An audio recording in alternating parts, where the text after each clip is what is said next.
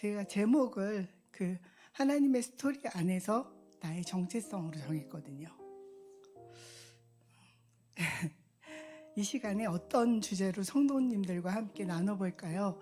하는 기도를 드렸을 때 하나님께서 제게 이런 말씀을 주셨습니다. 내 삶을 주관하고 역사하시는 하나님의 스토리 안에서 나는 누구인가? 다시 말하면 나의 정체성인 그리스도로 인하여 바뀌어진 나의 신분과 위치에 관한 이야기를 함께 나누고자 합니다. 이미 우리는 수없이 많이 들어서 알고 있지만 혹시 이 자리에 아직 정확히 모르고 있는 단 한 사람이 있다면 그분을 위하여 함께 기도하며 들어주시길 바랍니다. 에베소서 2장 5절 말씀 읽을게요. 허물로 죽은 우리를 그리스도와 함께 살리셨고 또 함께 일으키사 그리스도 예수 안에서 함께 하늘에 앉히시니 이는 그리스도 예수 안에서 우리에게 자비하심으로써 그 은혜의 지극히 풍성함을 오는 여러 세대에 나타내려 하심이라. 우리 교회에서는 하나님께서 본격적으로 어떤 한 성도를 부르시고 만나고자 하시는 때에 저마다 다시 이름을 주시고 인격적인 관계의 자리로 나오시기를 원하시는데요. 우리는 그 이름을 하나님께서 주시는 것임을 부인할 수 없는 분명한 이유가 있습니다. 그 이름에는 저마다의 스토리가 있고 또 그의 삶에서 연결된 사건과 증거들을 주셨기 때문입니다. 창세기에 보면 아담에게 하나님은 그의 앞으로 이끌어오는 가축과 짐승들에게 그들을 관찰하게 하신 후에 그 특징과 속성에 맞는 이름을 짓게 하십니다.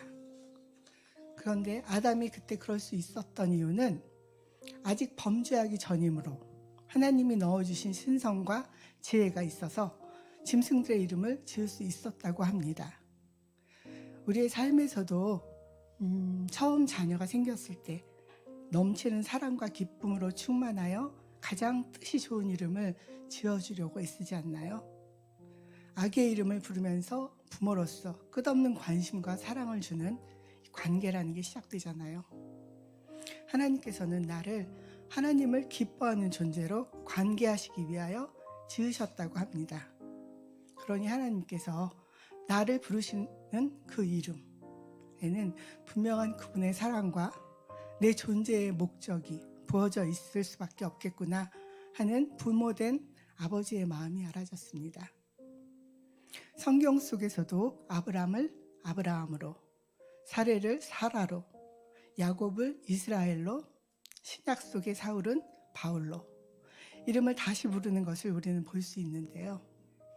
다시 부르신 그 이름들의 의미를 보면 왜 그들에게 다시 이름을 주셨는지 알 수 있습니다. 그래서 하나님의 스토리 안에서 나는 누구인지 그 정체성을 아는 것이 신앙의 첫 걸음이 되는 중요한 것이라 우리에게 이름을 다시 주신 것이로구나 알아졌습니다. 하나님께서 우리 공동체에 주신 이름을 다시 주시는 이 은혜는 세속적이고 인본주의적인 복음이 난무하는 이 시대에 우리 교회를 사도행전의 교회로 만드시려는 하나님의 섭리 가운데 특별히 주시는 은혜와 사랑인 것 같습니다.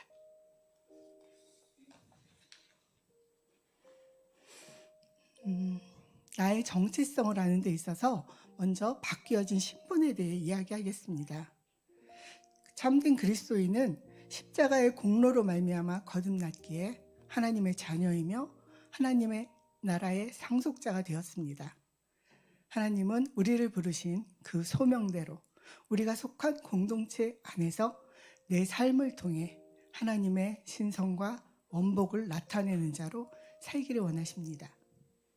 그런데 문제는 우리의 신분과 위치가 이미 바뀌어졌음을 자주 잊어버린다는 것이 문제입니다. 이미 주어져 있는 자녀됨의 신분을 계속 확증받으려고 나의 열심과 노력을 들이밀며 은혜로 받은 것에 대한 대가를 지불하려고 합니다. 마치 이것은 그리스도 안으로 들어가서 성령님이 운행하시는 자동차에 탑승하기만 하면 되는 것을 굳이 사양하면서 내 발로 열심히 뛰겠다고 하는 것과 같아 보입니다.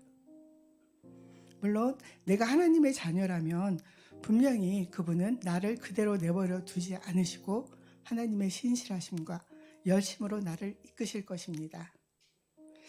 믿음의 길을 가면서 나는 이해되고 알아져야만 발을 내딛겠어 하는 돌다리를 두드리는 신앙을 계속하고 안전함만을 고집한다면 영이신 하나님을 만날 수 없습니다. 밭에 숨겨놓은 보화인 그리스도를 만날 수 없습니다.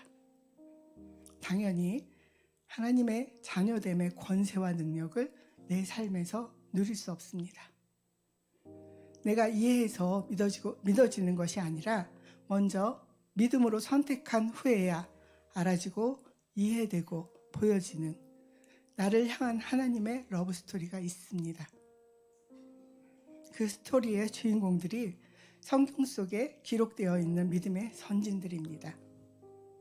만약 공동체 안에 어느 연약했던 한 지체가 그리스도와 연합되어서, 즉 포도나무에 붙어있는 가지가 되어서 성령의 인도하심 속에 단단히 세워져 그의 삶 속에서 하나님을 온전히 나타나는 자가 되어가고 세상이 감당치 못할 하나님의 일하심과 자녀됨의 증거들을 가지고 있다면 우리는 하나님 나라의 확장을 함께 기뻐하고 위로하고 중보하며 또 도전하는 것이 자녀가 된 내가 해야 할 일입니다. 또한 그것을 위해서 나를 이 공동체에 보내시고 허락하신 이유이며 마땅히 우리를 동역자로 부르신 하나님의 뜻입니다. 지금부터는 나의 정체성을 아는 데 있어서 바뀌어진 위치에 대해서 이야기하겠습니다. 죄의 권세로 죽었던 나의 영이 화목 제물로 오신 그리스도로 말미암아 하나님과 다시 연결되었으므로 에베소서 2장 5절의 말씀, 아까 처음에 읽었던 그 말씀처럼 우리 영은 이미 그리스도와 함께 하나님 우편에 앉아있는 자들입니다. 여기서 중요한 것은 이것을 시간적인 차원으로 보면 절대가 이해가 안 되는 것인데요. 세상을 창조하기 이전부터 나를 당신의 자녀로 정하셔서 구속하여 주신 것은 전지전능하신 하나님께서 내가 이 땅에 와서 어떻게 살지 아실 테니까 그 예지하심으로 인한 것이기 때문에 자녀된 내가 그리스도와 함께 하나님 우편에 앉아 있는 것입니다. 미래의 완료형이죠. 미래 완료형으로 이미 이루신 것입니다. 그런데 현재를 살고 있는 우리의 육신은 이 땅에 살고 있어서 육신의 연약함, 걱정, 근심, 두려움 많잖아요. 그것으로 인해서 우리가 육신의 소욕을 선택하고 따를 때 이 땅에 권세 잡은 악한 영들은 우리를 속이고 우리의 마음을 사로잡아 이 세상의 풍조와 지식과 경험을 따라 사는 땅에 속한 자들로 우리를 자꾸 끌어내립니다.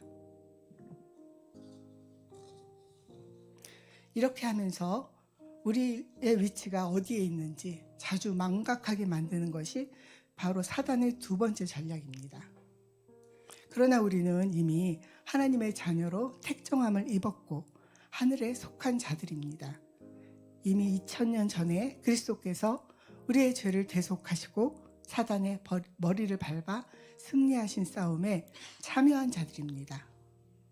그러므로 이 땅에 살지만 하늘에 속한 자인 우리는 땅의 것만을 구하는 자들은 절대 알 수 없는 하늘의 것을 구하는 자들이 되어야 합니다. 마태복음 6장 33절 말씀 읽겠습니다. 그런즉 너희는 먼저 그의 나라와 그의 의를 구하라. 그리하면 이 모든 것을 너희에게 더하시리라. 그렇게 할 때 자녀에게 이 땅에서 필요한 것이 무엇인지 잘 아시는 부모된 하나님께서는 자녀에게 들의 백합화보다 더 아름답게 입히시며 우리의 필요를 넉넉히 채우실 것입니다. 잠깐 물 좀 마실게요.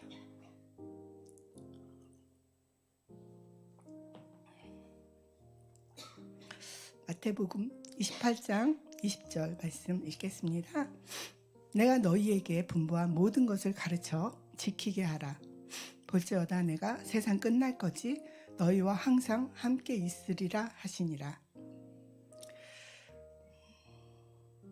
우리의 정체성을 알게 하시기 위하여 우리에게 이름을 다시 주신 것과 더불어 우리 교회에는 하나님이 명령하신 특별한 훈련이 있습니다. 우리는 예배 후에 말씀을 배우는 자리에서, 또 공동체 여행이나 교제의 자리에서, 또 주임 기도의 시간에서도 종종 각자의 삶을 나누곤 하는데요. 그 자리에서 우리는 듣고 있습니다.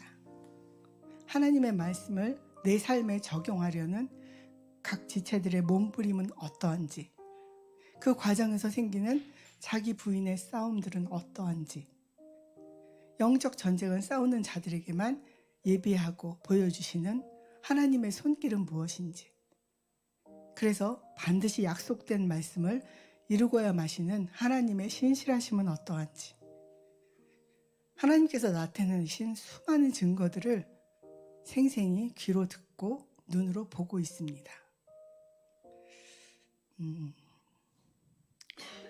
에베소서 3장 10절 말씀 읽겠습니다.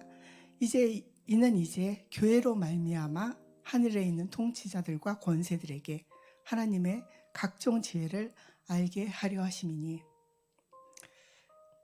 이 말씀처럼 이 나눔의 시간을 통해 우리는 배우고 있습니다. 하나님이 세우신 교회에 각 지체된 우리가 머리 되신 그리스도와 어떻게 연결되어 있어야 하는지, 공동체가 주는 힘은 무엇이며 왜 우리를 그 안에 두셔서 훈련하시는지, 하나님의 감추어진 경륜의 비밀을 교회를 통하여 어떻게 나타내시며 일하시는지,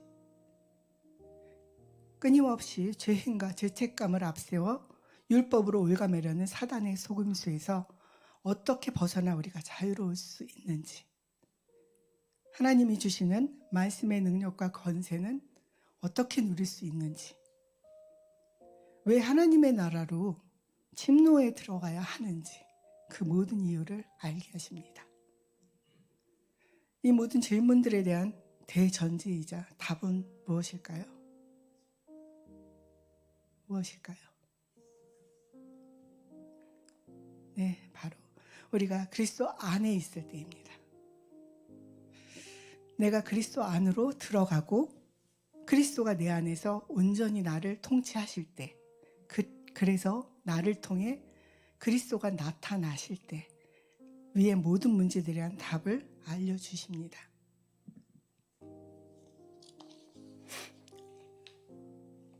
그래서 우리 공동체 안에서는 한 사람도 예외 없이 일하시고 계신 하나님을 만나고 경험하고 있습니다. 그런데 혹시 이 놀라운 하나님의 부여에 참여하지 못하고 계시는 분이 있을까요? 혹시 내 기도에는 전혀 응답하심이 없다고 낙담하고 계시는 분이 계실까요? 우리는 그 이유를 짐작할 수 있습니다. 원망과 불평으로 스스로를 괴롭히지 말고 떠먹여주는 어린아이 같은 믿음이 아닌 그리스도의 장성한 분량으로 자라도록 복된 자리로 나아오는 우리가 되길 소망합니다. 나를 세움누리 공동체에 보내신 것을 하나님의 뜻 안에서 분별하여 내가 정한 시간과 장소, 내가 원하는 방법이 아니라 하나님이 인도하시고 허락하신 곳에서 하나님의 때와 하나님의 방법으로 나를 만지시기를 기도합니다. 내 자유의지로 선택하고 사단이 듣도록 내 입술로 선포하며 주님께 의탁하기를 기도합니다. 그것이 하나님이 원하시는 순종이고 나를 향한 하나님의 사랑이심을 고백합니다.